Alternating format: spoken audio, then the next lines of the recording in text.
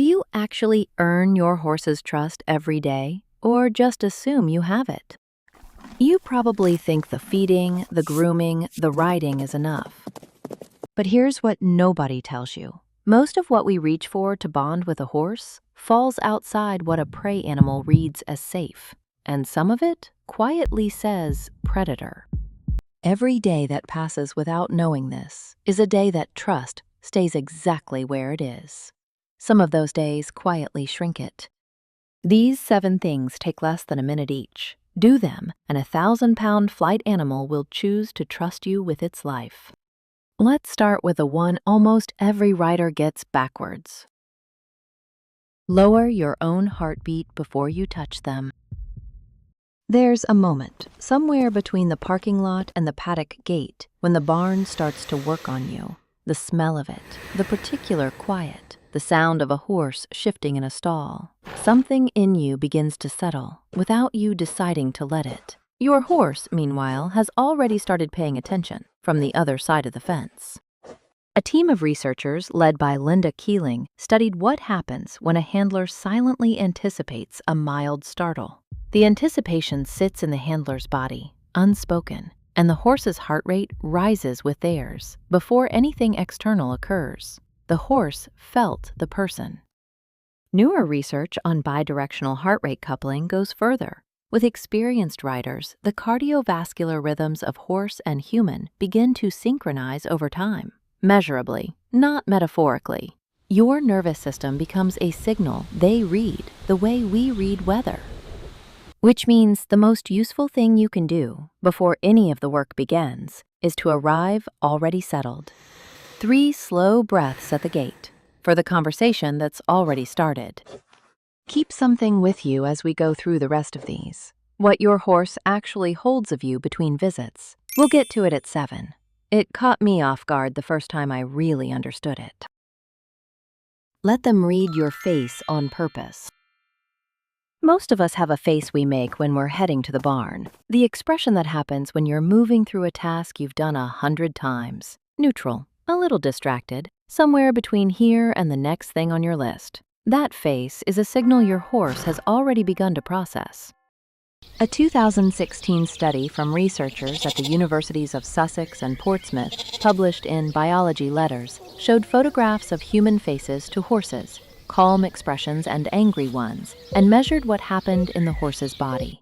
When a horse looked at the angry face, it used its left eye. That's the eye that feeds the right hemisphere, the part of the brain dedicated to processing threat.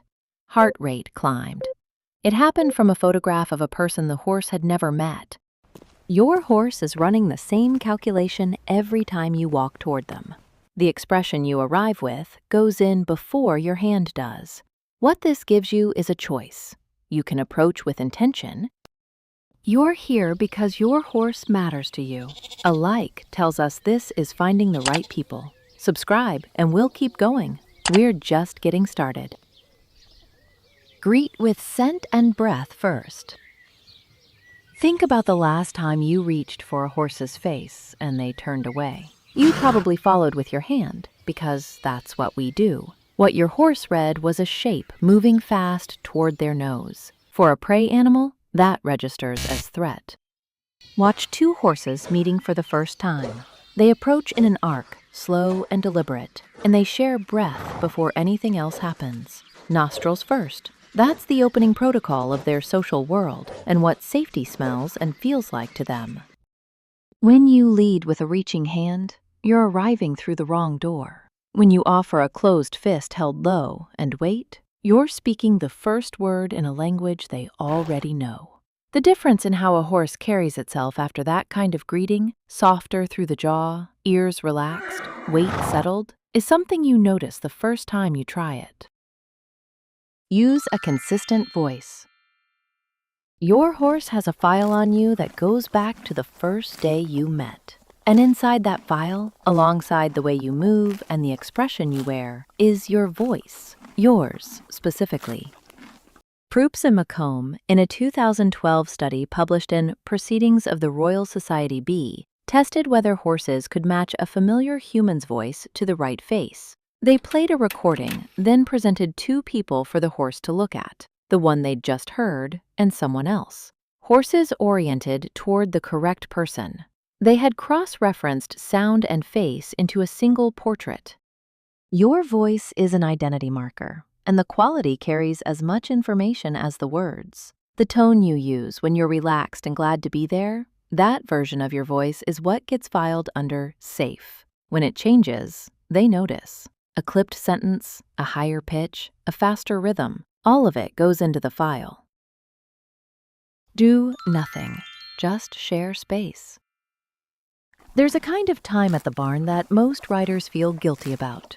You're near your horse, unhurried, no halter in hand, and a voice somewhere says you should be doing something. In a herd, shared stillness is one of the deepest signals of belonging. Horses who trust each other stand close and do nothing together. They're making a statement with no exact human word for it. I am calm here, and so are you. When you bring that same quality of presence, without an agenda, without asking for anything, you become part of that signal. You are saying with your whole body, I came here to be near you, that's all. Try it. 5 or 10 minutes. Just stand nearby and let time move. Watch where they orient, whether they step closer. The ones who have done this know the feeling when it happens. The moment the horse exhales and lets something go. Stop forcing contact when the ears say no. You're near her, just reaching in, not asking for much, and the ears shift back just slightly, or one swings away from you. You've probably read that as mood, maybe a training gap to work through.